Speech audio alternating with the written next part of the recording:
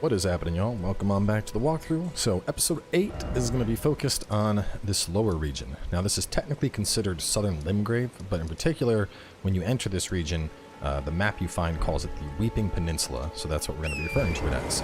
But we are starting things off from the Church of Pilgrimage, and we're basically just going to work our way around, hitting everything that we need to here. And the first thing we're going to hit, which will be especially nice for my spell boys out there, we are going to go pick you up a legendary summon. Now the reason I'm saying for my spell boys is because all the legendary summons cost over 100 FP, which is pretty steep. You know, it's more than you're probably going to invest in mind for a strength build or dex or quality. I mean, towards the late game, it might be worth getting FP for those, but early game, you're just not going to have it. Whereas a caster who needs, they need that FP to cast, they most likely will have it. But either way, into Tombsward Catacombs we go. And I want to say, I think this is a Skelly one. I'm gonna put that on. Yeah, it's a Skelly one. Okay. So right here, another stoneward door. Behind this is going to be a recipe for something called the Rancor Pot. And what the Rancor Pot does is it creates little spirits that will go and attack stuff. So if you want to throw out, it's like a fire pot, but it creates little darkness spirits. If you want that, that's on y'all. I'm not gonna, I'm not gonna get it. I'm never gonna use that item. There are other things I would rather use my keys for, but I'm gonna let you know what's there.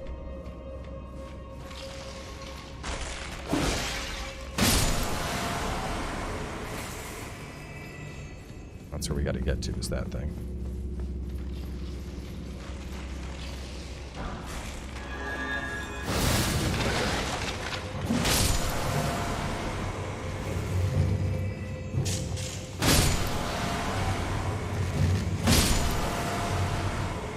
For those that are confused about how we are killing all the skeletons instantly, we're using a weapon that has a holy enchantment on it.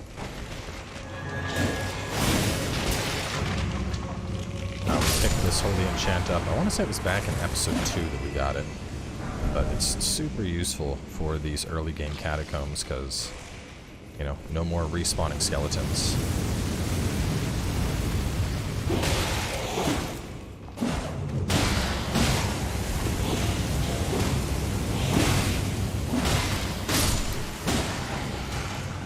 But if you don't have that, make sure you whack them when they're on the ground like that.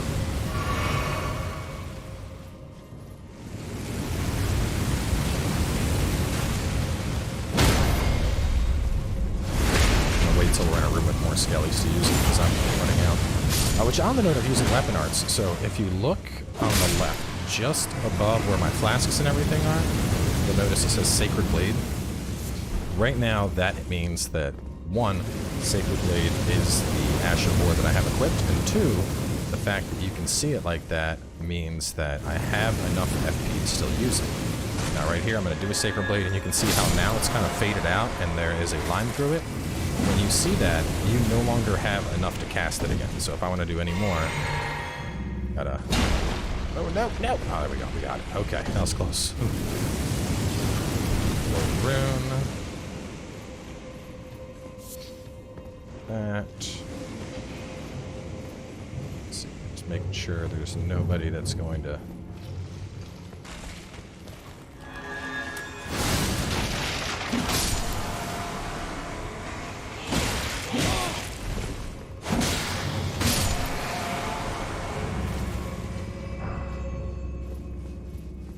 really kill as many of these guys as I can while I got my buff active. It's gonna open the gate. We could go back, but there's some more stuff down here. In general, that's a good tip. Almost anytime you're stuck in one of these tombs, if you've been exploring on your own or you're not sure, the game is a big fan of elevator trickery. And what I mean by this is, there's going to be areas like this thing where you're going to need to knock them down and then ride them up. Or the alternative, which you'll also see a lot, is elevators where you jump on them and they start going up, and below the elevator, there's actually something you can get. got our prattling pate. Got our great lovestone.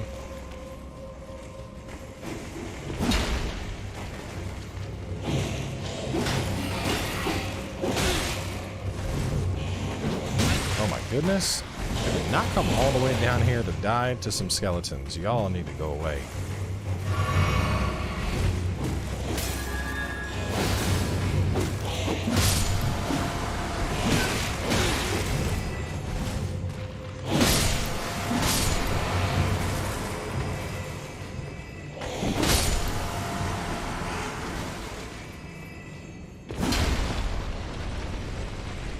I find jumping heavy attacks are one of the best ways to get those operated. Now that the boss is down, not the boss, excuse me. Now that we got all the skellies down, we can head this way and finish this place up.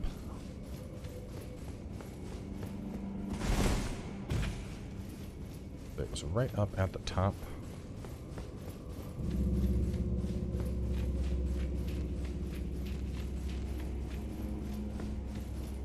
Oh, how close is it?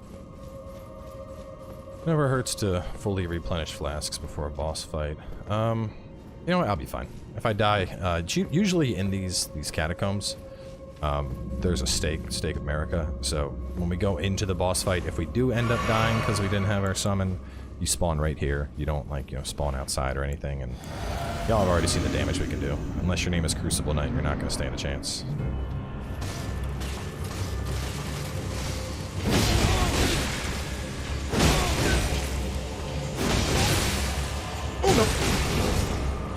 Oh, bleed is scary.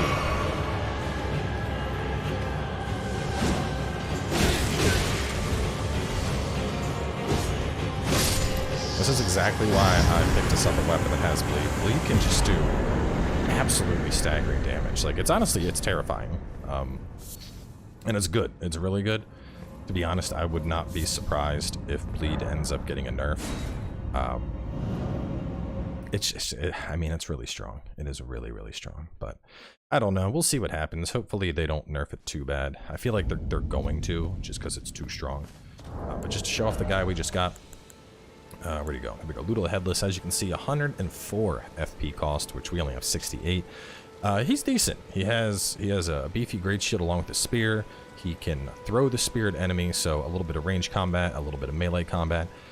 If you are playing a caster, this is probably going to be the best summon you'll have access to for a while. So I would suggest just roll with him. You know, there's a lot of summons and there's a lot of variety out there, but it's going to be really hard to beat the legendary summons. And especially if you're playing as a caster and you need something up front, you're not going to find anything to compare to that for a while. So we have a stake, which is the only reason we're going after this guy, even though we're already, you know, really low and no healing. I'm going to see if I can move him down before he nukes me.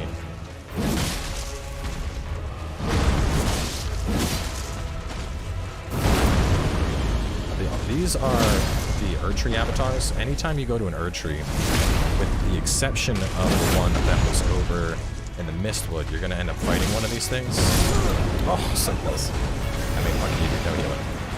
That attack right there, that's the only thing you really need to look out for. Well, actually, there's two. There's the jump butt slam, that can hurt. And then they also have an attack where they will summon up like a bunch of holy lasers in the sky, and those will shoot down at you. So just be aware of those two. Also, the stuff that they shoot will go right through the pots, so definitely be aware of what they're doing. But otherwise, these guys aren't bad, and they're worth doing. You're going to get a bunch of souls from them. And on top of that, probably the more important thing is killing these guys are how we get new upgrades for our class. Not like our healing flask, but our make your own flask.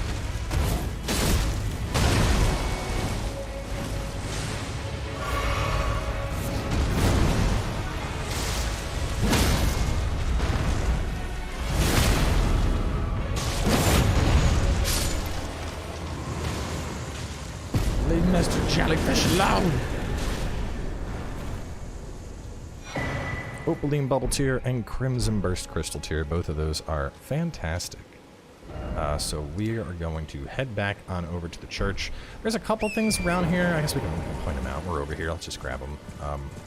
Nothing really of value. I think there's like a shield you can grab, but it's crap.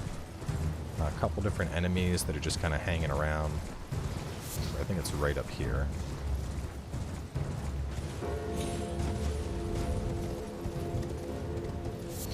That's Sanctuary Stone. Where's the shield? I thought there was a shield I grabbed when I was out here. That's not a very good shield either way. So let's work back over to the church. We're going to replenish some stuff. And we're going to change up our flask a little bit. We're looking on other key items. 1 seed. Okay, that's it. So when it comes to your flask, excuse me, not your flask, your Wondrous Physic, this is purely going to be preference. I really like these two for a melee build because extra stamina is going to be great, and the extra boost to the charge attack I like a lot. But the two we just picked up are fantastic for general use. This is going to be a good, steady HP restore, which is going to help a lot if you're in areas that have poison. And the Opaline Bubble Tier is one of the most broken things in the game. I like this a lot. I'll put this on just to showcase it. But this gives you a bubble. And that bubble lasts a while. We're talking like just a long time. Let me mark up some stuff. We got to hit that, that, and then that. But it'll give you a bubble around your character that serves as a shield. And it will almost completely negate the damage out from any single attack. Now this is important because it's going to be the first attack that hits you, and it doesn't matter if that is like Valthogor, the Dreaded's massive world-ending, death flare, or if it's a thief that threw a knife at you. It's going to tank one attack, and then it's going to break. Now this can either be really OP, or it can be kind of dookie, and it's really going to come down to how you use it. So just wanted to put that out there, Being able to negate damage from a single attack is super powerful in the right hands. These guys are dicks. There's that one, and there's another one that's just turned around. I'm trying to lure him in. But be very careful around these things. These ones aren't too bad, but later on, you're going to fight one that is going to go all Avalon with you. So he's going to fire off those explosive bolts, but it's going to be like, ba ba ba ba ba. You're going to see a volley of them come your way, and you're probably going to die. So, yeah, do not like those. You can get them as a summon, too. There's, like, almost everything you find in the game, with the exception of, like, a dragon as a summon. So what we just picked up, excellent early Faith weapon for my Faith boys out there. 16, and then 24 Faith has Blood Loss build-up. The unique ability stops enemies from using the Flask of Tears, which obviously is good mainly in PvP, but in PvE as well. If you're fighting against a PvE invader, it'll stop their ability to back up and heal. So all around, that's a solid weapon. I use that weapon from when I got it pretty much all the way to the end of the game. Can't go wrong with that.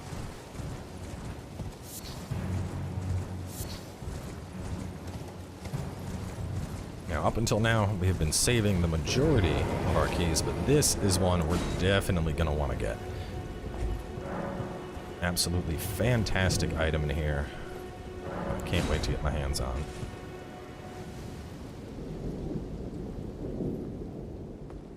Let me pop this. You can see that bubble I have. And like I said, it's all about how you use it, because I had... you can see right there, that should have been a double hit. Instead, only one of the hits got me. But I had, in a lot of the tubes, like that area that's at the start of the game, where I said we're not going to do this for now, there's a couple of those, quite a few of them, where you go inside and you end up having to deal with, like, giant chariots, like Dark Souls 2 style chariots, except when they run you over, you just die. And using that, I was actually able to negate out a hit from one of those chariots. Ooh. Oh, some more. Come on, do your big Frosty. Oh, I was hoping for the ranged Frosty, not the AoE Frosty.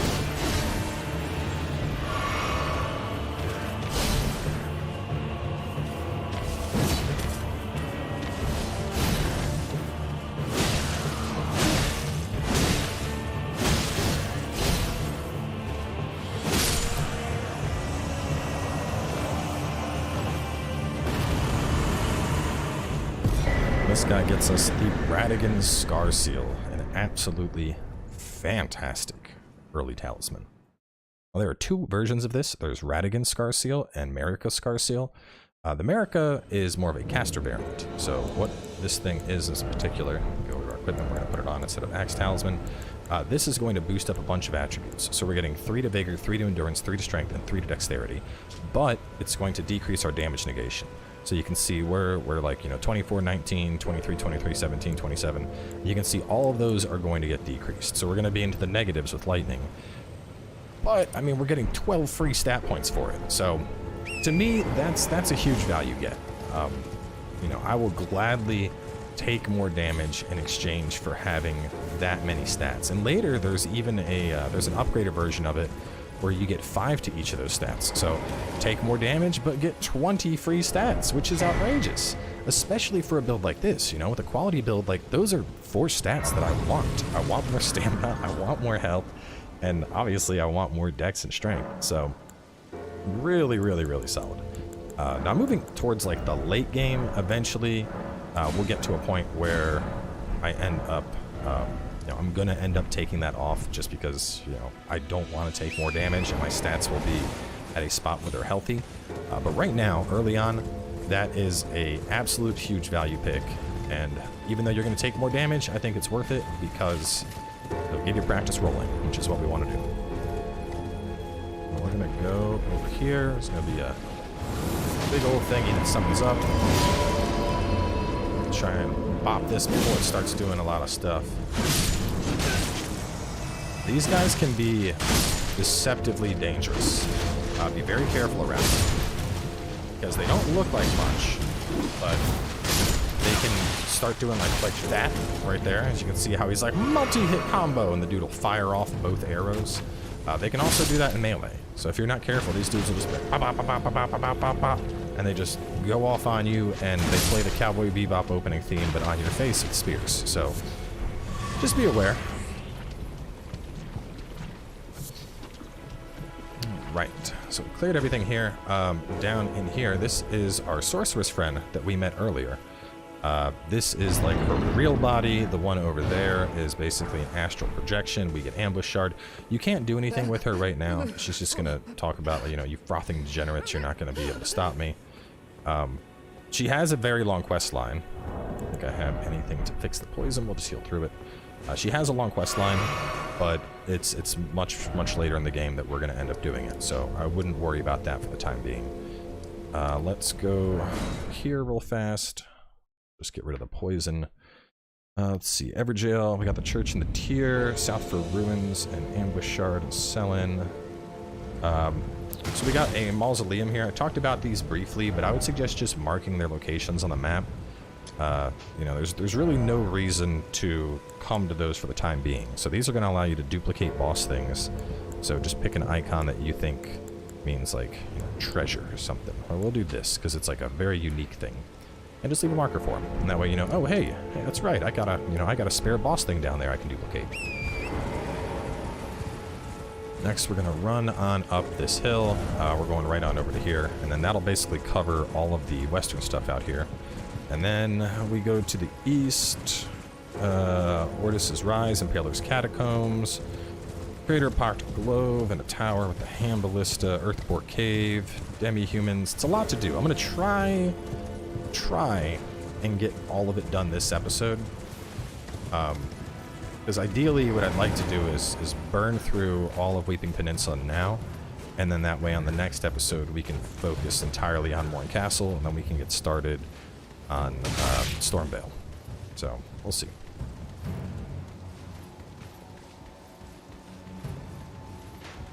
I want to kill this guy.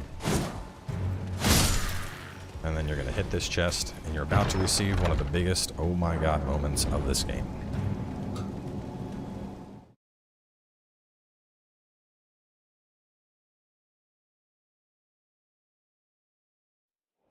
But you teleport, Leyendell, the royal capital, and you're like, huh, where am I at? And you open the map. Oh, whole more region stuff uncovered. And it just gets bigger. Like I said, every time you find a new spot on their map and you're like, there's more, it gets bigger. Now this giant has a lot of health. just to put things into perspective, Limgrave is the first zone. After that, I would recommend that you do most of Liurnia, basically like everything below where I'm drawing a line. Then we go over here and we do a bunch of stuff in Caelid, basically the lower Caelid stuff. We're going to do all the lower Caelid stuff. Then we go back and we do the upper Liurnia, and then the upper Caelid, and then we go into the capital. So we're not actually going to come to this area for quite some time, but we can get a talisman that'll heal HP over time, which I personally don't use because the heal on it's kind of low, but I'm sure a lot of people are going to want it. If you really want to kill this guy, you can do the same strat that I've showed you until now, just 2 charged heavies on the legs, get a critical, but he just has a lot of health. It's going to take a while to take him down, and honestly, it's not really worth it, so just go on, get your Blessed Dew talisman, and then... Oh, I didn't talk about the needle! How could I forget? So earlier we picked this up. With this, you can alter garments, so with the Vagabond Knight armor, I can decide to take the cape off if I want. That's the whole thing with it. Basically, any armor that has capes, you can choose to take the cape off if you would like. Castle Morn Rampart, though, is where we want to go.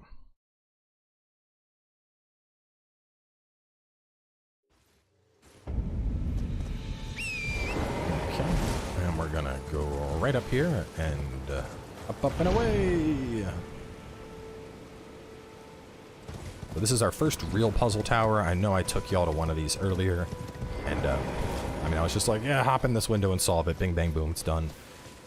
But this is like what they're usually like. That one, you know, you go over there and you can see seek 3 wise beasts, and now we need to go around and find wise beasts. And this one, it gives you a freebie. This one right here. After that, the next one is hiding in a bush. Where's he at? Where's my bush boy at? Right around here somewhere. I think I passed him already. Well, yeah, I did. Because I know one of them is right here in the lake. If you pay very close attention, you'll see bubbles. They came out. The bush one's easier to see from this angle. Where are you, bushy boy? About to just start swinging through these bushes until I find the bush that has them.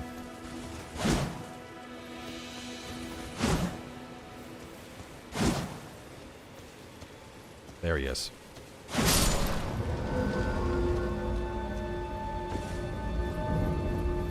And similar to the last tower, you're going to go in here and it's going to give you a memory slot. So, for my casters out there, happy day.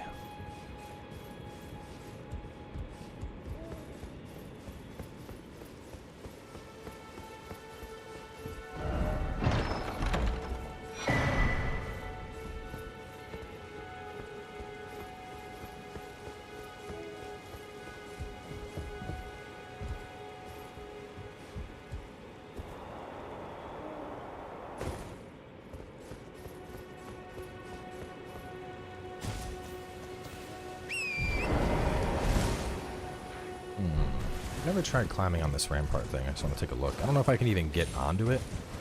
It looks like a spot that might have some loot. Let me just take just a quick gander. Oh no, there is loot up there.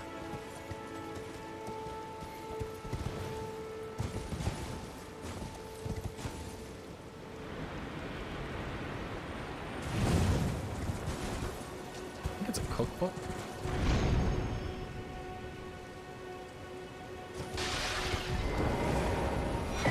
Oh, the great turtle shell.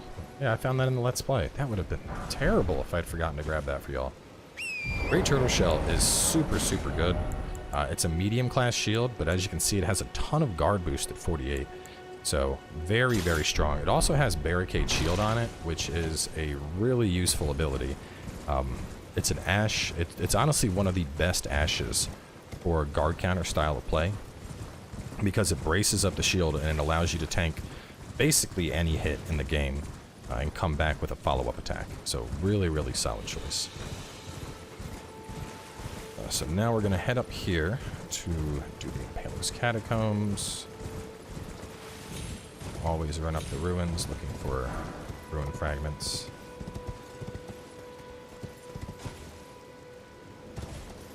There's a little fight that goes down here. Not much comes of it, but it's kind of like a unique dude, so we'll just kill him real fast.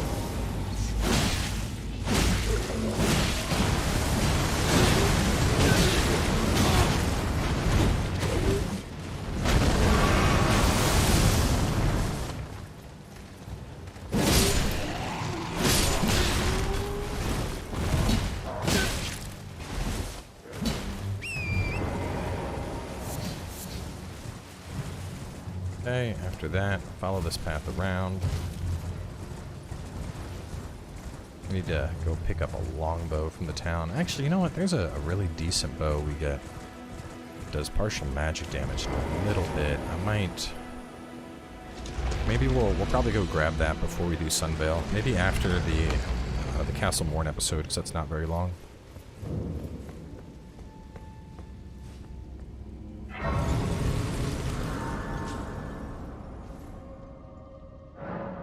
Okay, looking at our current stats, I'm gonna pump more into Vigor, head up to about 30, and I'll probably do a little bit more on Dex and Strength just to start meeting requirements for other weapons, because I do have in mind another weapon. So see how much stamina that cost us to block that? Now watch this. I need you to do a real attack. No. He's not doing real attacks. But I want to show you all Barricade. So I get one that... Do I not have any? Hang on.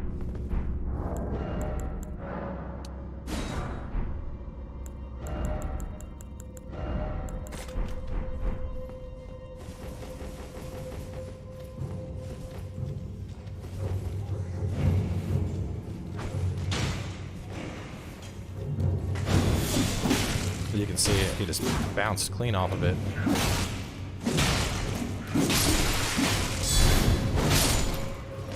That's what makes Barricade so nice for that counterattack style of play. Almost every attack is going to bounce off. So, you know, you put it on a great shield and stuff really bounces off.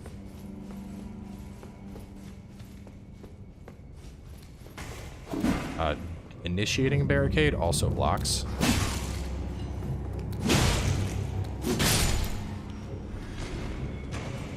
And if you look in the top left, you can see the icon for it. As long as we have that little icon, it means Barricade is active. It already disappeared, but I'll point it out next time our HUD shows up, which is seemingly only in combat. Run straight over here on this trap. Otherwise, it'll throw you up into the spikes. And then through here, and then drop down. To get our lantern on.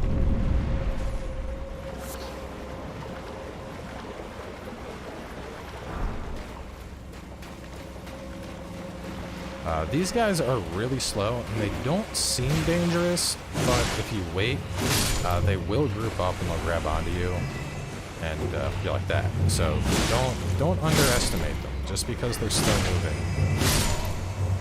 Number one rule of the Souls game is never underestimate the enemy. Find something that looks like a cute, fluffy bunny rabbit, and then it explodes and bites your face off, and then all of a sudden you're like, what happened?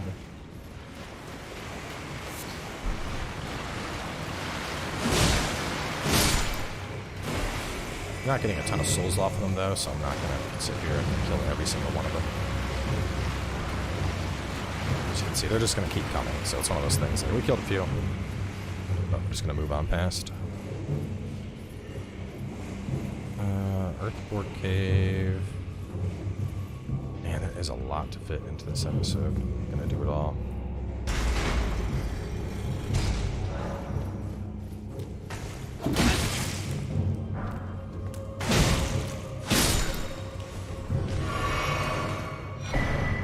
Oh, Impet Cat. I don't think I've seen that one before.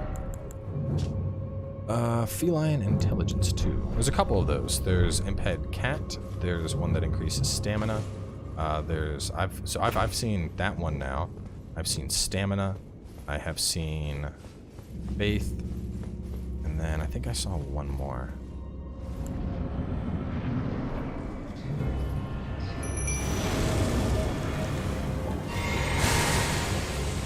I'm gonna kill these guys first.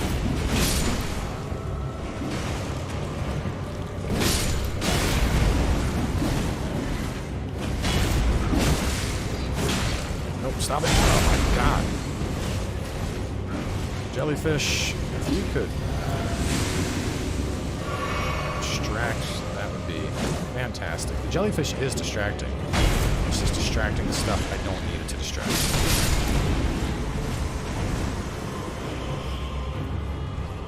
This is what I get for not... I should have healed up, and I should have pulled out my real summons.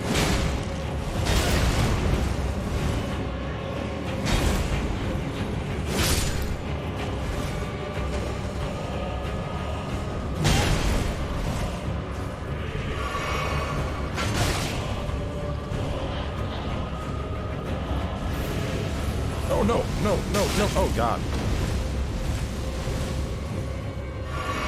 Okay, guy.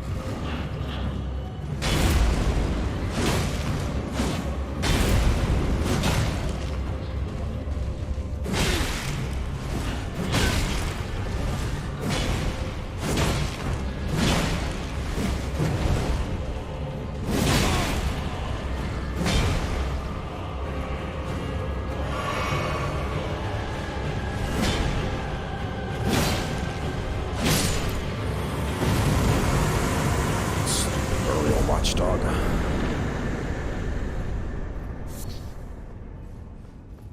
That, bunch of root resin, and the demi-human ashes are actually really good. Really, really good. Let's see. So we still have Greater Poct, Blade, Earthborn Cave, demi-human ruins, village, Morn Tunnel, and Morn Rampart. Yeah, we're gonna have to wrap. There's too much to fit, unless I want to start doing hour-long episodes, which I would prefer not to. So, good chunk of this area left. Real fast, just to take a look at the summon that we just picked up. This one's pretty nice. Costs 69, but they 5 different spirits, and you know, there's a big one, there's some medium ones, there's some little ones. Whereas the Wandering Noble summons up a lot. They kind of just sit there. They don't really do much. This summons up a whole gang of people, and they are ready to throw down. So, I can personally vouch for this one. I haven't tried this one, but in general, I find soldier spirits are very hit or miss. So, I'm going to go put a level into this one, and we'll see how they stack up against our skellies, because that is within my range of something I can cast. So, we're going to wrap things up here. We will close out Weeping Peninsula in the next episode, and I will see you all then.